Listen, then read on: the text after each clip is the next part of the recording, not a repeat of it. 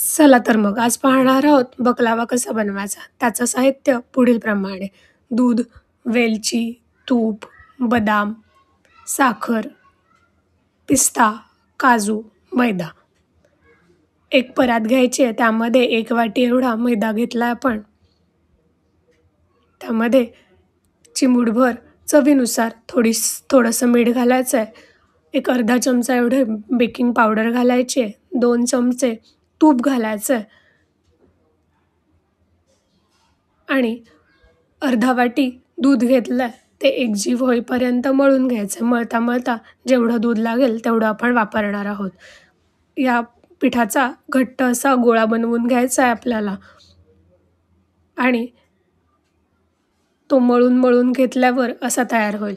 त्यानंतर तो आपल्याला एक 10 मिनिटं रेस्ट करायला ठेवायचा आहे. आपण वेलची, बदाम, काजू, पिस्ता हे सारे ड्रायफ्रुट्स घेतलेत. त्यांची एक बारीक अशी पावडर बनवून घेणार आहोत.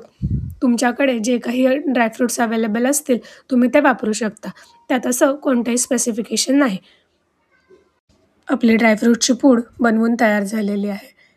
एका बाजूला आपलं पीठसुद्धा रेस्ट झालेलं आहे. ते पुन्हा एकदा थोडंसं असं मळून घ्यायचं आहे आणि त्यानंतर आपण असे त्याचे छान असे छोटे मोठे गोळे बनवून घेणार आहोत. आपल्याला डेस्क क्लीन करून घ्यायचा आहे, कारण आपल्याला त्या शीट्स याच्यावरच लाटायच्या आहेत. एका वाटीमध्ये थोडा मैदा आणि थोडासा कॉर्नफ्लॉवर घ्यायचा आहे. आपल्याला त्या शीट्स लाटताना त्याला लावण्यासाठी उपयोग होणार आहे, जेणेकरून त्या एकमेकांना चिटकणार नाही. आपल्याला त्या पिठापासून एक पातळ अशा शीट्स चपाती लाटून आपण अशा खूप साऱ्या शीट्स बनवून घेतल्यात. आपण पातेल्याला तूप लावून घेतो आहोत. त्यानंतर या शीट्स आपण त्यामध्ये घालणार आहोत. त्याला एक शीट, नंतर थोडं तूप, पुन्हा एकदा त्यावर एक शीट, त्या अशा थोड्या ओढून घ्यायच्यात, त्यावर पुन्हा तूप, असं करत आपण लेअरिंग करणार आहोत. त्यानंतर ही जी ड्रायफ्रुट्सची आपण पूड बनवली आहे ती भरपूर अशी त्याच्यावर 3-1 शीट्स झाल्यावर त्यावरती पूड घालायची आहे. पुन्हा आपल्या उरलेल्या शीट्स ड्रायफ्रुट्स घालून झाल्यावर पुन्हा आपल्याला उरलेल्या शीट्स लावायच्या. त्या मैद्याच्या असल्यामुळे तुम्ही ओढून त्या आकारात आणू शकता.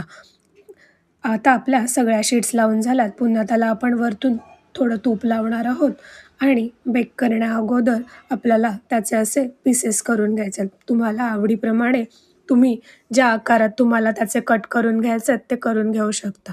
मी इथे कढईमध्ये बेक करणार आहे. तुम्ही ओव्हनमध्ये सुद्धा करू शकता. आपण साखरेचा पाक तयार करून घेणार आहोत. 1 वाटी पाणी, 1 वाटी साखर नीट ढवळून घ्यायचा आहे. त्यात 2-4 थेंब लिंबाचा रस घालायचा आहे. हा आपला बकवाना तयार झालेला आहे. त्याच्यावर केलेला पाक अशा प्रकारे ओतून घ्यायचा आहे आणि थोडा वेळ ठेवून द्यायचं रेस्ट करायला. अशा प्रकारे आपला वर्ल्ड फेमस बकवाना घरच्या घरी तयार आहे. व्हिडिओ आवडल्यास व्हिडिओला लाईक करा, शेअर करा आणि सबस्क्राईबही करा. चला तर मग भेटूया पुढच्या व्हिडिओमध्ये. धन्यवाद.